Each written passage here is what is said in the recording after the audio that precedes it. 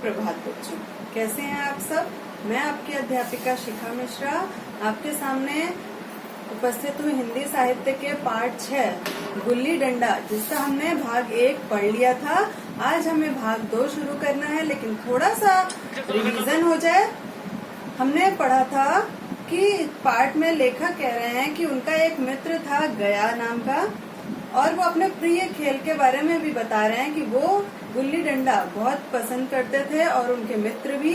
तो वो सुबह होते ही गुल्ली डंडा खेलने निकल जाते थे, टहनी तोड़ते थे पेड़ की और गुल्ली और डंडा बना के खेलना शुरू कर देते थे।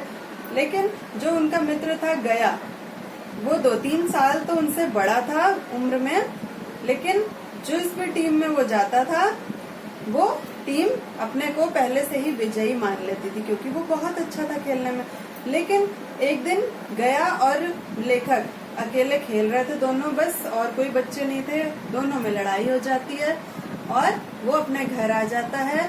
और लेखक के पिता जो हैं वो थानेदार हैं, उनका ट्रांसफर हो जाता है दूसरे शहर में। वहां जाते हैं, 20 साल बाद वो इंजीनियर बन जाते हैं लेखक। और जो मित्र था वो तो गांव में ही था, तो वो 20 साल बाद वापस उसी गांव में आते हैं अपने इंजीनियरिंग के काम से। तो वो गया से मिलना चाहते हैं, कुछ बच्चों से कहते हैं कि उसको बुला के लाओ। तो बच्चे बुला के लाते हैं और ये बताते हैं कि वो अब एक साइंस बन गया है। यहाँ तक हमने पढ़ा था। अब इसके आगे क्या कहानी है, चलिए अब हम पढ़ते हैं अपने पाठ 6 गुल्ली डंडा का भाग 2। अब कभी गुल्ली डंडा खेलते हो? गया ने मेरी ओर प्रश्न भरी आंखों से देखा। अब गुल्ली डंडा क्यों खेलूंगा? अब तो पेट के धंधे से छुट्टी नहीं मिलती। मतलब जो पैसे कमाने के लिए जो उसकी नौकरी थी वो उसी में लगा रहता और उसको गुल्ली डंडा खेलने का समय ही नहीं मिलता। आओ आज हम तुम खेलें। तुम पदाना हम पदेंगे, मतलब तुम मुझे हराने की कोशिश करना और मैं हारता रहूंगा। तुम्हारा एक दांव हमारे ऊपर है, वह आज ले लो। जो बचपन में एक दांव नहीं दिया था, जिसकी वजह से दोनों में लड़ाई हुई थी, वो उसी दांव की बात कर रहा था। दांव मतलब बारी। गया बड़ी मुश्किल से राजी हुआ, मतलब तैयार हुआ। मुश्किल से राजी मतलब तैयार हुआ। मैं गया को लेकर डाक बंगले पर गया और मोटर में बैठकर दोनों मैदान की ओर चले। साथ में एक कुल्हाड़ी ले ली। मैं गंभीर भाव धारण किए हुए था। गंभीर मतलब बहुत, जैसे कहते हैं ना कि बहुत स्ट्रिक्ट, मतलब दिखने के लिए, ऐसा गंभीर भाव धारण किए हुए था। उसके मुख पर भी उत्सुकता या आनंद का कोई चिन्ह न था। मतलब वो ना तो उत्सुक हो रहा था गुल्ली डंडा खेलने के लिए, ना ही बहुत आनंदित हो रहा था, खुश हो रहा था। ऐसे कोई भी उसके चेहरे पे भाव नहीं थे। शायद वह हम दोनों में जो अंतर हो गया था वही सोचने में मगन था। मतलब वो बहुत बड़े आदमी बन गए थे अब लेखक, और जो गया था वो अभी भी एक डिप्टी साहब का साइस बनकर रह गया था। तो शायद वो उससे कुछ एक्साइटेड नहीं था, क्योंकि बराबरी के लोगों में अच्छा खेल होता है और लोग एक्साइटेड हो जाते हैं। इतनी देर में हम बस्ती से कोई 3 मील निकल आए। चारों तरफ सन्नाटा है। मैं लपक कर एक पेड़ पर चढ़ गया और टहनी काट लाया। मतलब एक पेड़ की टहनी काट लाया। चटपट मतलब जल्दी जल्दी गुल्ली डंडा बन गया। खेल शुरू हो गया। मैंने गुच्ची क्या होता है? जो गुल्ली जहाँ पे रखी जाती है उस वहाँ पे एक गड्ढा खोदा जाता है थोड़ा, जिससे कि हम, जैसे मान लीजिए ये ऊंचा है, यहाँ पे ऐसे गुल्ली रखेंगे जाकि वो डंडा ऐसे मारे और वो गुल्ली उठ जाए। ठीक है, तो गुच्ची में गुल्ली रखकर उछाली। गुल्ली गया के सामने से निकल गई। उसने हाथ लपकाया जैसे मछली पकड़ रहा हो। गुल्ली उसके पीछे जाकर गिरी। वह वही गया है जिसके हाथों में गुल्ली जैसे आप ही आप जाकर बैठ जाती थी। मतलब जब पहले वो लोग खेलते थे तो ऐसा लगता था कि गुल्ली खुद अपने आप से उसके हाथों में जा रही है, लेकिन आज वही गया, उसके बगल से ही गुल्ली गई और वो पकड़ नहीं पाया। वह दाहिने बाएं कहीं हो, गुल्ली उसकी हथेलियों में ही पहुंचती थी। बचपन की याद कर रहे हैं वो। लेकिन आज गुल्ली को उससे वह प्रेम नहीं रहा। फिर तो मैंने पदाना शुरू किया, मतलब मैंने उसको बिल्कुल परेशान कर दिया कि वो उसकी बारी ही नहीं आ पा रही थी। मैं तरह तरह की धांधलियां कर रहा था, मतलब चीटिंग करना जैसे कहते हैं ना। अभ्यास की कसर बेईमानी से पूरी कर रहा था। गया वह सारी बेकायदगियां देख रहा था पर कुछ न बोलता था। बेकायदगियां मतलब बुरी तरह से खेल रहा था। जो कायदा होता है, हर खेल का अपने नियम कानून होते हैं, तो बिना नियम कानून के वो खेल रहा था। और गया ये सब देख रहा था फिर भी कुछ नहीं बोलता था, जैसे वह कायदे कानून भूल गया हो। उसका निशाना कितना अचूक था, मतलब चूकता ही नहीं था। लेकिन आज वह गुल्ली डंडे में लगती ही नहीं। कभी दाहिने जाती है, कभी बाएं, कभी आगे, कभी पीछे। आधे घंटे पदाने के बाद एक बार गुल्ली डंडे में आ लगी। मैंने धांधली की। गुल्ली डंडे में नहीं लगी, बिल्कुल पास से गई, लेकिन लगी नहीं। ऐसा किसने कहा? लेखक ने कहा। गया ने किसी प्रकार का असंतोष न प्रकट किया। लगी होगी, मतलब ऐसा कह दिया गया ने कि हाँ शायद वहां नहीं लगी, गुल्ली डंडे में नहीं लगी है, पास कहीं और लग गई है। बचपन में मजाल थी कि मैं ऐसा घपला करके जीता बचता, मतलब मैं जिंदा बच जाता। ऐसा हो ही नहीं सकता था। अगर बचपन में मैं ऐसा करता, मेरी तो इतनी हिम्मत भी नहीं थी कि गया के सामने कुछ कह सकूं, लेकिन आज वो इतना कुछ कर रहा था। यही गया गर्दन पर चढ़ बैठता, मतलब अगर बचपन में मैं ऐसा करता तो यही मेरी गर्दन पर चढ़ के बैठ जाता, लेकिन आज मैं उसे कितनी आसानी से धोखा दिए चला जाता था। सहसा गुल्ली, सहसा मतलब अचानक, गुल्ली फिर डंडे में लगी और इतने जोर से लगी जैसे बंदूक छूटी हो। गया ने विजय के उल्लास में कहा, लग गई, टन से बोली। ठीक है, मतलब गया बहुत खुश हो गया था कि इतनी देर बाद कम से कम गुल्ली लगी तो डंडे में।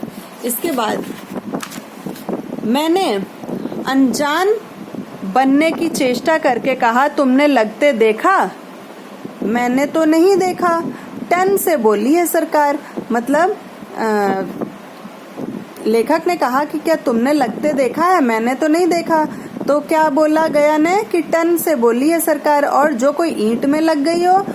गया ने मेरा कथन स्वीकार कर लिया, मतलब उसने कहा गया ने कि टन से आवाज तो आई थी। तो लेखक ने कहा अगर ईंट में लगी होगी तब भी तो आवाज आएगी। तो गया ने मेरा कथन मान लिया, मतलब हाँ किसी ईंट में लगी होगी, डंडे में लगती तो इतनी आवाज ना आती। मतलब ये गया ने अपने आप को सांत्वना देने के लिए ऐसा बोल दिया। मैंने फिर पदाना शुरू कर दिया, लेकिन इतनी प्रत्यक्ष धांधली कर लेने के बाद गया की सरलता पर मुझे दया आने लगी। तो मैंने बड़ी उदारता से दांव देना तय कर दिया, मतलब उस पर एक तरह से उदारता दिखाते हुए कहा, चलो अब तुम्हारी बारी। गया ने कहा, अब तो अंधेरा हो गया भैया, कल पर रखो, मतलब कल खेलेंगे अब। नहीं, अभी बहुत उजाला है, तुम अपना दांव ले लो, मतलब तुम अपनी बारी ले लो, अभी तो बहुत मतलब उजाला है, अंधेरा नहीं हुआ है। गुल्ली सूझेगी नहीं, मतलब गुल्ली दिखाई नहीं देगी, कुछ परवाह नहीं। लेखक ने कहा, कोई दिक्कत नहीं है मुझे। गया ने पदाना शुरू किया, पर उसे अब बिल्कुल अभ्यास ना था। 1 मिनट में कम से कम वह दांव पूरा कर चुका, मतलब 1 मिनट मुश्किल से खेल पाया था और अपनी बारी उसने पूरी कर ली। बेचारा घंटा भर पदा, पर 1 मिनट ही में अपना दांव खो बैठा। मतलब घंटा भर, मतलब वो मेरे से परेशान रहा, मुझे आउट करने की कोशिश करता रहा, लेकिन वो नहीं कर सका और स्वयं 1 मिनट बस खेल पाया और आउट कर दिया उसने। मैंने अपने हृदय की विशालता का परिचय दिया और क्या कहा लेखक ने, 1 दांव और खेल लो। तो गया ने जवाब दिया, नहीं भैया, अब अंधेरा हो गया। तो लेखक ने कहा, तुम्हारा अभ्यास छूट गया, क्या कभी खेलते नहीं? खेलने का समय कहाँ मिलता है भैया। हम दोनों मोटर पर जा बैठे और चिराग जलते जलते पड़ाव पर पहुंच गए। चिराग जलते जलते मतलब अंधेरे में, वहाँ सब लालटेन वगैरह ही जलाते थे, तो तब तक हम लोग वहाँ पर पहुंच गए थे। चलते चलते वह बोला, कल यहाँ गुल्ली डंडे का खेल होगा, सभी पुराने खिलाड़ी खेलेंगे। जब आपको फुर्सत हो तभी खिलाड़ियों को बुलाऊं। मैंने शाम का समय दिया। लेखक ने कौन सा समय दिया? शाम का समय। और दूसरे दिन मैच देखने गया। अधिकांश युवक थे जिन्हें मैं पहचान नहीं सका। खेल हुआ। मैं मोटर पर बैठा बैठा तमाशा देखने लगा। आज गया का खेल, उसका वह नैपुण्य देखकर मैं चकित हो गया। नैपुण्य मतलब देखिए, नैपुण्य आप क्या बताएंगे? निपुणता। ठीक है, खेलने की निपुणता देखकर मैं चकित हो गया, मतलब आश्चर्यचकित हो गया। टांग लगाता तो गुल्ली आसमान से, सॉरी टांग नहीं बेटा, टांड मतलब जैसे ही वो गुल्ली पे मारते हैं ना, उसको कहते हैं टांड लगाता तो गुल्ली आसमान से बातें करती। उसके डंडे की चोट खाकर गुल्ली 200 गज की खबर लाती, मतलब इतनी दूर तक जाती थी। मैं खेल में ना था, पर दूसरों के खेल में मुझे वही लड़कपन का आनंद आ रहा था जब हम सब कुछ भूलकर खेल में मस्त हो जाते थे। अब मुझे मालूम हुआ कि कल गया मेरे साथ खेला नहीं, केवल खेलने का बहाना किया। मतलब जो कल वो 1 मिनट में ही दांव हार गया था, तो अगर वो मेरे साथ खाली खेलने का बहाना ही कर रहा था, इसका मतलब क्योंकि अभी वो उतना ही अच्छा है खेलने में। उसने मुझे दया का पात्र समझा, मतलब मैं परेशान ना हो जाऊं जल्दी आउट होके, तो वो मुझे देर तक खिलाता रहा और मुझ पर दया करता रहा। मैंने धांधली की, धांधली मतलब बेईमानी, मैंने धांधली की, बेईमानियां की, पर उसे जरा भी क्रोध ना आया। क्रोध मतलब गुस्सा ना आया, इसलिए कि वह खेल ना रहा था, मुझे खिला रहा था। मैं अफसर हूँ। यह अफसरी मेरे और उसके बीच में दीवार बन गई है। मैं अब उसका लिहाज पा सकता हूँ। लिहाज मतलब आदर या सम्मान, ठीक है। अदब पा सकता हूँ, साहचर्य नहीं पा सकता। साहचर्य मतलब साथ नहीं पा सकता। लड़का था तब मैं उसका समकक्ष था। समकक्ष मतलब उसके बराबर। हम में कोई भेद ना था। भेद मतलब अंतर, हम में कोई अंतर नहीं था। यह पद पाकर अब मैं केवल, क्या है ये? यह पद पाकर अब मैं केवल उसकी दया के योग्य हूँ। वह मुझे अपना जोड़ नहीं समझता। वह बड़ा हो गया है, मैं छोटा हो गया हूँ। मतलब वो बहुत बड़ा हो गया है, जो कि इतना समझता है कि मैं मतलब पोस्ट में उससे ऊंचा हूँ, तो वो मुझको दया का पात्र समझ रहा है। तो इस हिसाब से वो बहुत बड़ा हो गया है और मैं इतने बड़े पोस्ट पर होकर, इतना बड़ा आदमी होकर भी उसके सामने बहुत छोटा ही रह गया हूँ। इसके लेखक कौन है? मुंशी प्रेमचंद। इनके लेखक कौन है? मुंशी प्रेमचंद।